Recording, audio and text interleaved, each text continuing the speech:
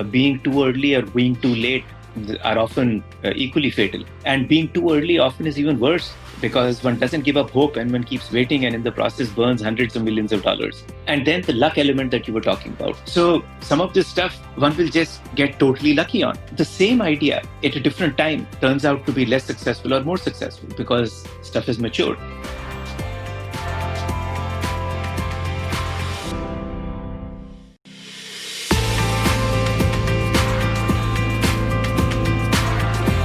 Welcome to Prime Venture Partners Podcast, a podcast for entrepreneurs looking to build and grow their startups. Learn about uncommon strategies and common traps from makers and doers of startup ecosystem.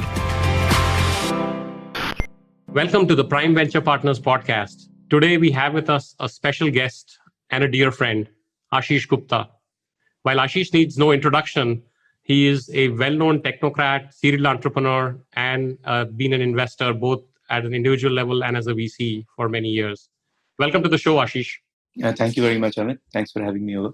Ashish, you've done a lot of different things, right? You and I started our careers together at IBM Research many moons ago. You started with your first company, Jungly, and sold it to Amazon in the early days.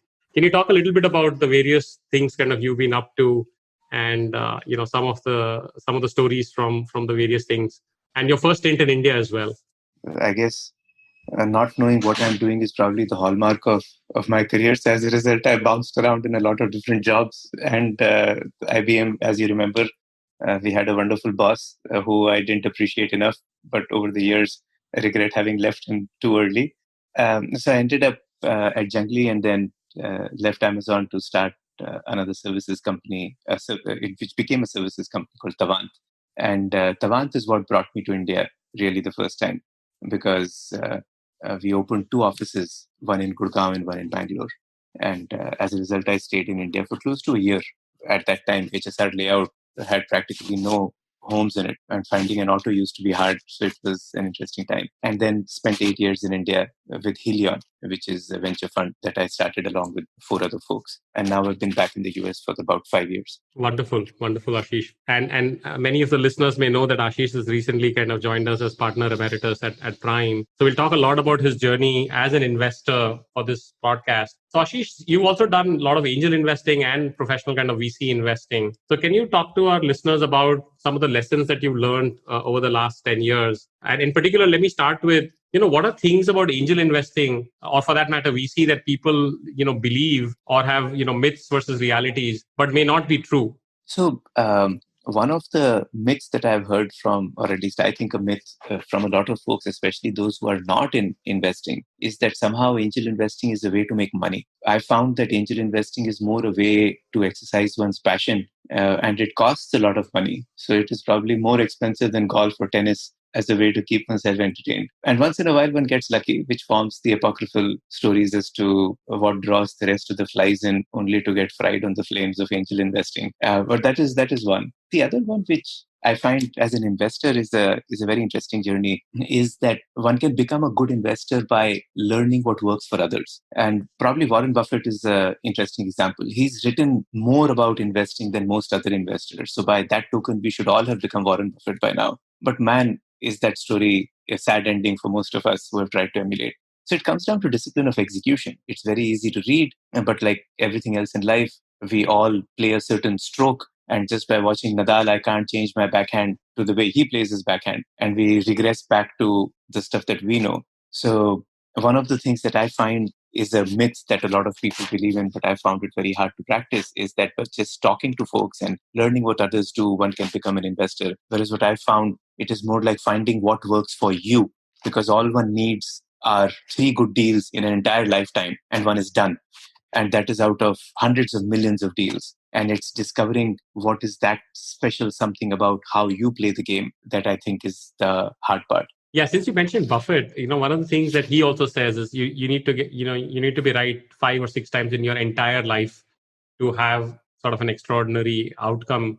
And yet, even in the venture community, one of the things that I see is there's a lot of FOMO and a lot of this zero-sum kind of mentality.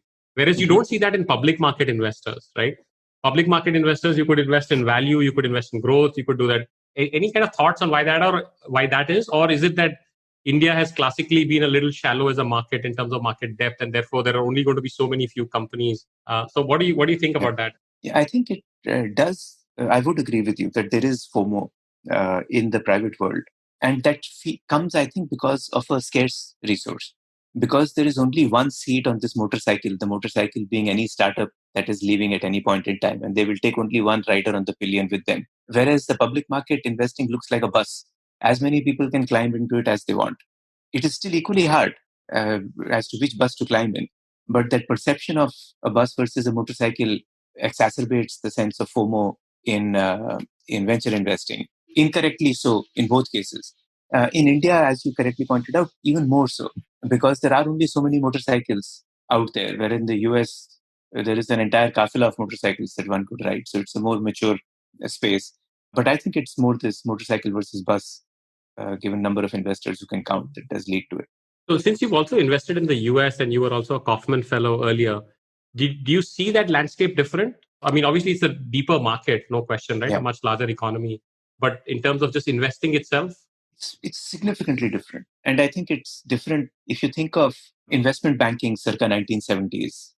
There would be one investment banker who did everything. And then over time, it got specialized. There were tech, healthcare, blah, blah, blah. Within tech, there became internet bankers. Within internet bankers, there are advertising bankers and so on and so forth. So the US is much further along on this journey. And as a result, the market is significantly more specialized. Even starting 2006, if you look at Helion's journey or some of the others, we all did everything. And as the Indian market has gotten more depth, people have become more specialized. So that is one. Two, I think it's the same thing as in the venture business, the startup industry. The US had HP going back to the late 50s, early 60s. So there is 60 years of startup tradition. Your neighbor is a VP of engineering, the guy at backdoor is a VP of marketing, and so on and so forth. Whereas in India, you got to hunt the experienced people down to get guidance. So that whole maturity curve is very different. The depth of market is very different. The fact that there are exits on a regular basis makes the market very different also. And it reflects in the mentality, in how many people there are of each type, practitioners that is, and how specialized any of these areas get. You can find VP of engineering recruiters that specialize only in back-end and performance-oriented companies. Whereas I think finding a executive level recruiter in India right now who specializes only in VP of engineering is still a way to go. And this is nothing good or bad. It's a matter of growing up as the market is growing up. And the India market is growing up at a much faster pace than the time that it took the US. another thing that you've shared with me earlier is this whole notion of investing behind trends, right? So what do you think about, riding the next wave, right? Yeah. 2015 was all hyper local, and now suddenly edtech and healthcare is all the rage, and AI and what have you. Any thoughts on that? So I think trends are very dangerous because most of them turn out to be misleading. And venture is a micro business. If you find the right micro in the right macro, then you do make a lot of money. But picking the right macro but missing the right micro, you just end up in trouble. And a lot of macros turn out to be the wrong macros. ATM networks, a whole bunch of the telecom infra stuff. As soon as it was getting hot, it died out. Security turns out to be a oft-repeated macro theme, hyper-local, and so on and so forth. So I think, at least in my view, one needs to focus on the specific company that one is talking about, and then see whether it is in a market that is large, so that there is room to make mistake, as opposed to picking a right trend but then getting the company wrong. Some trends, by the way, do turn out to be more valuable than other trends, but most trends turn out to be wrong. So, for example, if you look at e-commerce investing in India, in the 2008 to 2012 timeframe, dozens of e-commerce companies got money. Pretty much one is left standing, Flipkart. And I was an unfortunate investor in several of the others. So, by no means is this claim of having picked the right one. We missed the right ones at Helion. But just as evidence that right trend and a whole bunch of other stuff got mixed into that. A lot of it was getting access to capital, which was the bigger driver than the trend itself. So I find trend-based investing a very, very dangerous way to go about trying to make money. So Ashish, if I want to unpack the micro trend or picking the micro in the macro, is that just a bet on a team, or is that a particular niche that you're going after, or is that just luck? right? Like what does that micro mean, if you can elaborate? So indeed, the team makes a huge difference within that micro. Because in a new trend, the big advantage is you can make mistakes because presumably it is white space. And then the person who can make those mistakes and fix those mistakes turns out to be a much higher probability winner in a new trend. There are very few rules to follow. That is one. Let's continue to take e-commerce as the example. In that particular trend, fundraising skills would have been a huge differentiator for the people who would win versus the people who would lose. And then the luck portion comes in, as you called out. The person who had access to deep pockets, a deep pocketed investor early in the game, had a much higher odd of winning that game because it turned out that money was a huge determinant of success. And luck, by the way, is just an overriding theme across the board. So let us just remove that out because over that we have no constraint. So therefore, I would reduce it down to the team's ability to be intellectually honest, learn, correct their mistakes within a trend.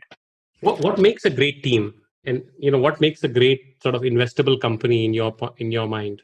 So the team actually is a very interesting one. And by the way, about 18, 20 years ago, two of us, a guy who's a senior exec at Facebook today, and I, we were both Kaufman Fellows. So we went and interviewed a dozen of the who's who in the venture industry: David Morgan Taylor, Tony Sun, Len Baker, and the list goes on.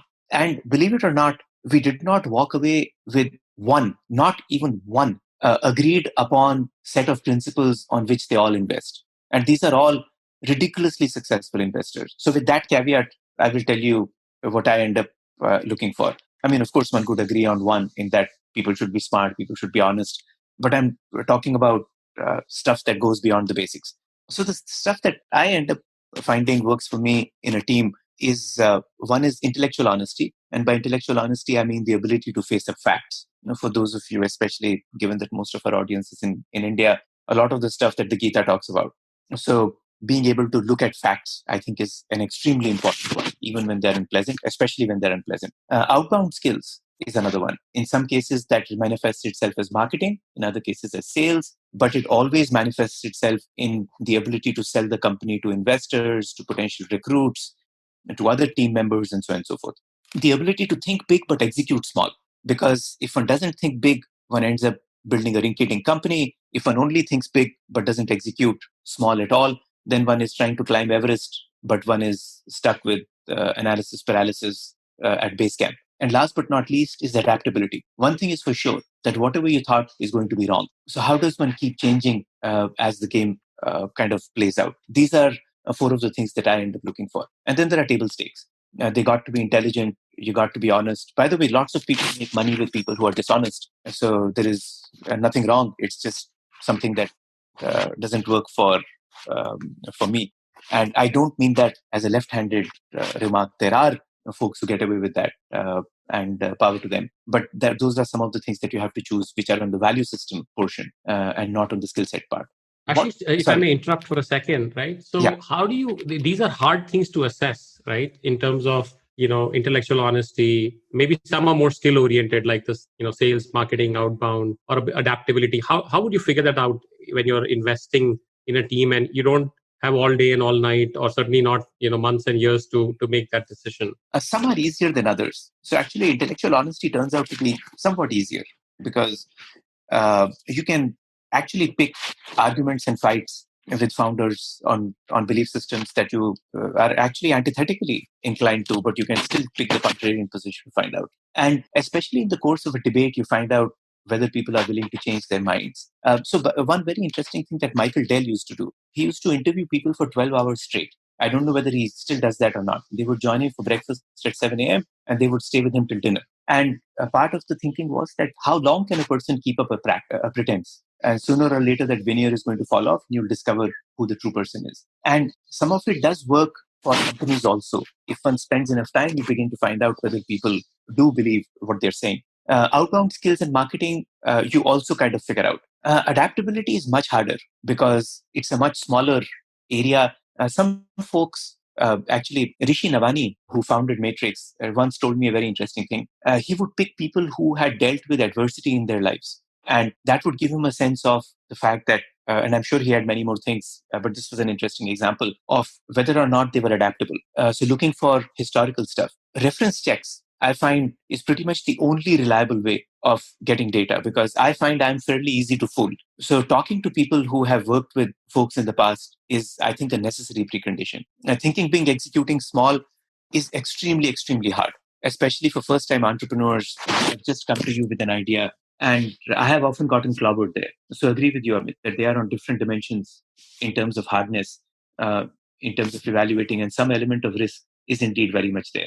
And one thing that you do is you don't put up more money if you've figured out that you've invested with the wrong set of people, which, by the way, is a mistake that we as institutional investors often make because we fall in love, we don't give up hope, and we keep putting more money behind some of those companies. So some of these lessons actually carry over to round two of investing, not just on round one. Very fascinating. Switching gears, Ashish, from teams to companies, right? So teams obviously are a critical part of the company, but there's also market, there's timing, there may be other things. We talked a little bit about trends earlier. So what would take a company to a great outcome or success beyond the team? Kind of any thoughts on that? So that's a hard one. And while I'm sharing some of these things, there is an overriding theme, which is that all startups are an exercise in managing schizophrenia. In my mind, you tell people to be cash conscious, but they should spend on the right things. They should believe in themselves, but they should be willing to replace the folks with the right team members. They should listen to the market, but often the market doesn't necessarily know what it wants. Okay, so it's a series of these schizophrenic calls, which is why judgment turns out to be such an important ingredient of what companies succeed or not. So, with that caveat, which is please take all of this with a large grain of salt, because it is that situational judgment which makes the difference between the right call or the wrong call. To your point, what makes companies interesting? I think the companies that turn out to be, in my mind, more successful than others, the CEO has a huge, disproportionate impact on successful companies versus not. While the founding team is important, the CEO turns out to be disproportionately important as time goes on, which, by the way, really pisses off people like me who have never been CEOs and who have been VPs of engineering or head of product or stuff like that. But the reality is that the CEO has disproportionate impact on the success or failure of a company. And that begins to sort itself out relatively quickly. Also, and people say this in many words, culture. And I find the elements of culture are more along the lines of, does the company do what it says? Is the single biggest element of culture. And that includes implementing its own culture. When company says, we believe in honesty, the question comes down to, do you do what you say? We believe in humility. Do you do what you say? Or do you keep that arrogant developer around because, oh my God, she's the best? So I think the single biggest determinant is, in my experience, do the companies do what they say? That way they plan, but then the question is, do they implement the plan that they talk about? So if you ask me, that turns out to be the single biggest determinant in my experience. And that keeps the company moving forward. And if a company is not moving forward, they don't, the only way you make progress is by moving forward, even if it's in the wrong direction. Then you fix it and you move into a different direction. So I would probably come back to this one thing, Amit, which is, does the company keep doing what Understood. they say? How about timing, Ashish, right? I often think about the fact that, and not necessarily completely as a determining thing, but if you just happen to be in the right place at the right time, just catching a demand curve, like this, we're going through this COVID pandemic right now. Digitization is happening like there's no tomorrow. Education is happening online like there's no tomorrow. And you obviously can't plan for this, right? But it could be some other trends. Geo, nobody could have predicted, and India would lead to 500 million, daily active mobile internet users 5-6 years ago. It took a while to get there. But, my partner Sanjay, our partner Sanjay Swami, likes to say that when the company is born is a big determinant of what it will end up being. If you're born in 2016, you don't know of a world before 500 million internet users. But if you're born in 2010, people would laugh when we launched mobile at Make My Trip, saying, what's going to happen? You'll do 10 transactions a day kind of thing. How important is timing in that? And Yeah, very, very much so, Amit. And as you pointed out, being too early or being too late are often equally fatal. And being too early often is even worse because one doesn't give up hope and one keeps waiting and in the process burns hundreds of millions of dollars. And then the luck element that you were talking about. I don't think any one of us could have determined when Mukesh Bhai is going to go ahead and put Geo in place. So he isn't listening to any one of us saying, please, sir, Huh? So some of this stuff one will just get totally lucky on. The same idea at a different time turns out to be less successful or more successful because stuff is matured. So timing is very important. And there are some things that people are able to do, which is they once they've started playing the game, they figure out that it's the wrong time and they can adjust. But I really don't know what is a practical way to deal with this timing issue, given that the luck element and so much of it is out of control. But there, I can only stop at saying, yes, it is very important. But I wish I had something more pragmatic to offer. Okay, so what do you do about it other than suffer its consequences? I don't. So there is one sort of lining around this cloud, which is that if you constantly keep at it, right, and there's a fine line between stubbornness and persistence. At some point, you may want to throw in the towel, right? And obviously, entrepreneurs are entrepreneurs because they're supremely optimistic and willing to take that leap of faith and willing to take that risk. How do you figure that out, right? And when do you know when to hold and when to fold? Because you could keep at it, right? Cost of creating a company, marketing, etc., notwithstanding, has actually come down quite a bit, right? So how do are there some kind of lessons learned from your various investments and your journey? Yeah, I wish I had any lessons there, because the line between persistence and stubbornness or madness and genius is only post facto, in my experience. So I know people who have, of course, there are some things that you have to do. If you find that one is too early, one needs to cut burn, one needs to extend runway so that you keep diluting. So I'm assuming that that stuff you and I are taking for granted, which is how to prolong life. Let's leave the how out. It is when and why should one continue to persist. I don't have good answers, Amit, and that is where I think several of the founders have to follow their own conviction, and they do follow their own conviction, and then history declares them as geniuses, or history doesn't talk about them at all. But I have not found any markers other than these practical how ones, which is that if you think you're too early, for sure, cut burn, get rid of people, bring it down to a small set of people, not for cost reasons alone, but because then you need believers to be trudging through the desert with you in the hope of an oasis. So don't carry a whole lot of people. Uh, those tools I have better answers for. Whether or not you should do it at all, I don't know. Makes sense. One of the options to fold, and a constructively positive option, is to take an exit, right? How should one think about exits, either from Yeah. a founder point of view or from an investor point of view? So all of us as investors love to talk about the fact that we are all on the same side of the table and stuff like that, which I find is a little bit of a lie, because we are often on the same side of the table, but sometimes we are on different sides of the table.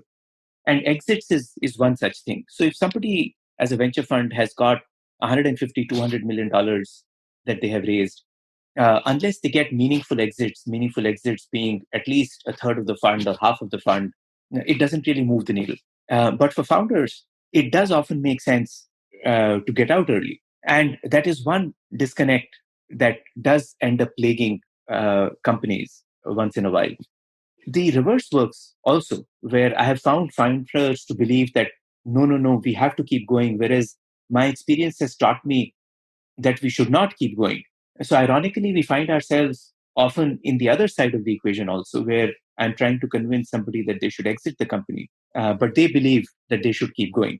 And by the way, again, only time will tell who's right. So please don't get me wrong. I'm not by any means implying that I'm right, but our judgments leave us into very different places. I think exits have to be constantly orchestrated many, many years in advance. And one of the things that I have found allows you to create exit opportunities is creating serendipity. And this sounds like an oxymoron, but by that I mean the CEO needs to constantly build relationships with all kinds of people in an ecosystem so that serendipity has a chance to strike the company. Because a lot of acquisitions happen because people know you, people have heard of you, and so on and so forth. So building a steady stream of relationships, just like a CEO builds a steady stream of investor relationships, I have found to have meaningfully positive correlation with acquisition options going forward. So that is one recommendation that I would make to CEOs. But this is a area that gets totally ignored, and I would do that for years, 3 4 years, and keep building these relationships with potential partners, acquirers, competitors, and so on and so forth. I completely agree with that. I was once speaking to Jyoti Bansal, well before he sold out, 12 hours before his IPO. And he said every year I would talk to anybody who wanted to acquire me with no intent to ever sell until he eventually did. And, I think Cisco had been talking to him for 6, 7 years, like Hmm. offering him every year. Yeah. And it kind of helped him kind of convert. And of course, he was doing well all along the journey, but he had cultivated several such people should the need so arise. So I like that notion of creating exit opportunities, even at least as an option value.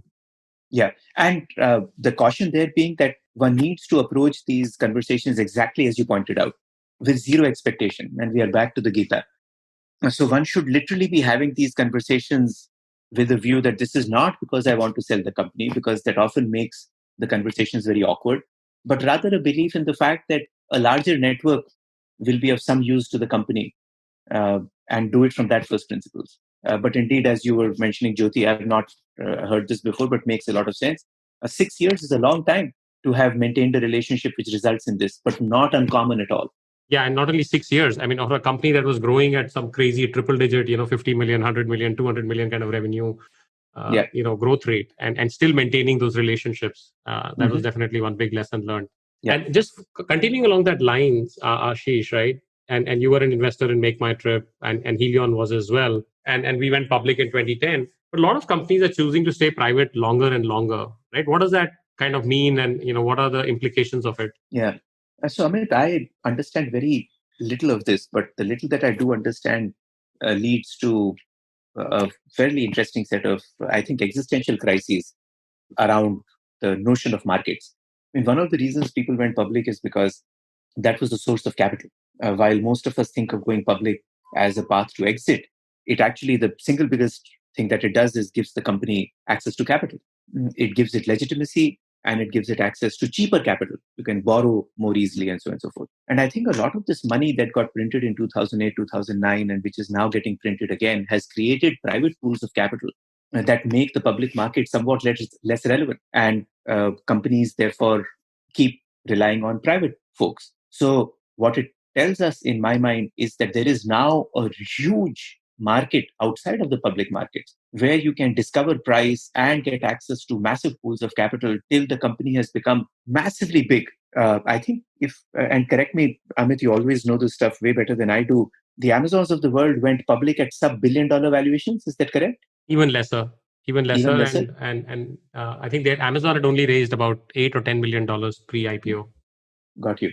And look at the points at which the Ubers of the world are going public. I mean, how many? Two orders of magnitude off. So it tells us that at one level, most of the value capture is happening in the private markets, and the public market is more and more for the suckers, which is not very good for the retail investor or for vast majority of mankind in general, and just points more towards the fact that wealth concentration is getting more exacerbated, and the private markets are one indicator of that. Very, very interesting, Ashish. We could go on for hours, but maybe just a couple questions before we wrap up here.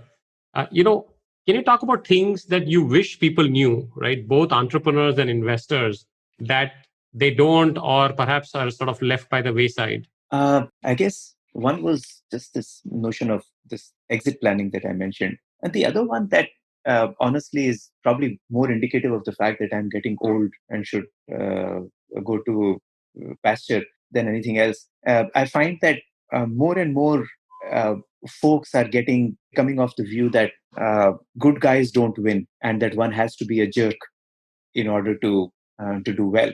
And it's amazing how founders that had a reputation of being nasty used to find it hard to get funded, whereas today they wear it as a badge of honor. That is one thing that I just struggle with. I'm not sure I can put it in the category of knowledge that is secret. It is, I guess, belief systems that are changing. What else can I can't think of what else, Amit. If something comes to mind, Yeah, I'll, one I'll of the things you were telling me earlier was that money is a kind of side effect of creating value, right? So you don't yeah, create companies for making money. I mean, that's an yeah. outcome, right? That's not an input. Yeah, I do firmly believe that to be the case. And that is also another one that is changing. But indeed, if one were to abstract it out at the level of outcome versus process, I think we can only focus on process, and outcomes will be what they will. You can eat right, you can eat salad, and then time will figure out whether or not my genetics overwhelmed my diet and I still ended up with a heart attack. But the process is what I can focus on. And that is extraordinarily true about companies. And one very interesting symptom of that is, do you focus on competition or do you focus on your customer?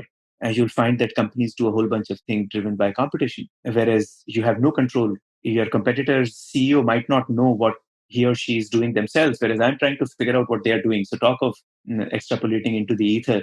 But yes, I would reaffirm what you said, that building a company is all about focusing on delivering value. And then maybe one will make money out of it, and maybe one will not. And being an investor makes it harder because as an investor, we have no control, and one is only talking about money. And yet I'm suggesting that don't focus on making money. That sounds totally crazy. But I do mean that try to find companies that are creating value and money will follow. Absolutely. One last question, Ashish, which is, what are any kind of tips or do's or don'ts for young entrepreneurs that are perhaps starting out today or in the last 6-12 months? Just one or two tips of what they should think about early in their journeys. A few different things. One is pay attention to cash. It's the single biggest reason companies die, and that sounds funny and not oxymoronish, but tautological and obvious. But you'll be amazed how little attention people pay to cash. The other one is be empathetic. You will find that empathy actually increases the odds of success. And empathy towards your customers, empathy towards your team increases the odds of success.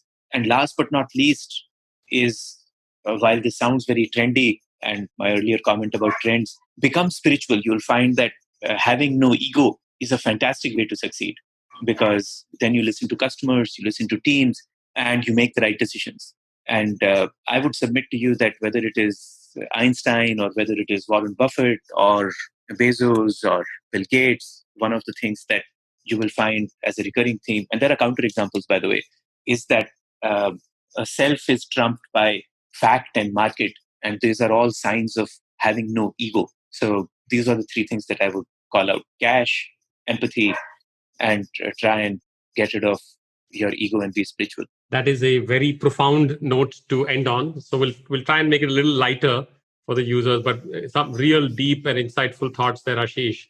Since you've recently just joined us at Prime as partner emeritus, and all of us have known each other for a long time, we all often joke and feel honored and privileged and lucky that we were able to kind of get you to affiliate with us. Maybe just some things about, how you got to know us over the years. I know Shripati and you were together at grad school. So maybe just about, something you want to say about Prime or any of the folks at Prime. Yeah, no, first, thank you for inviting me along on the journey. This is a intensely personal journey. And I know that the chemistry between all the existing team members at Prime is more like a family rather than anything else, and a family which is pretty honest with each other, as I've also witnessed some of those arguments over the years. So I'm really both grateful and honored that you all would have me along. It's funny that this is a team where, I don't know if you know, well, you do know. I know Raj for, close to getting 32 years. I met him as a grad student when I was a grad student, and he's been a mentor to me for that long. He was already a very successful entrepreneur then, and I bumped into him. And Shripati and I, of course, were at Stanford together as grad students, figuring out how to share a beer because nobody had any cash. And then you and I shared a boss at IBM. You were smart enough to know that he was among the most amazing guys one could work for. I was not, so I quit and went to Oracle. And Sanjay tried his best to get me involved in Rotary, but I could never quite figure out why I should spend my Sunday evening when I could spend it on a badminton court. Why would I sit around with a bunch of guys trying to do good? But that's how I ended up meeting Sanjay. And so I have wonderful memories, and wonderful memories, by the way, even more of eating food at each one of your homes, eating all the dahi in Sanjay's house and eating all the chutney in Shripati's house. So I have a bunch of wonderful memories. I'm looking forward to this journey. Absolutely, Ashish. We are equally excited, and I still can't forget how you kicked my ass in badminton every time we would go play in San Mateo or wherever you would take me on weeknights whenever I'd visit the Valley. But it's truly an honor and privilege to have you, and I'm sure our readers will enjoy listening to this podcast. So thanks again for being on the Prime Venture Partners podcast. It was really good to have you. Thanks, sir.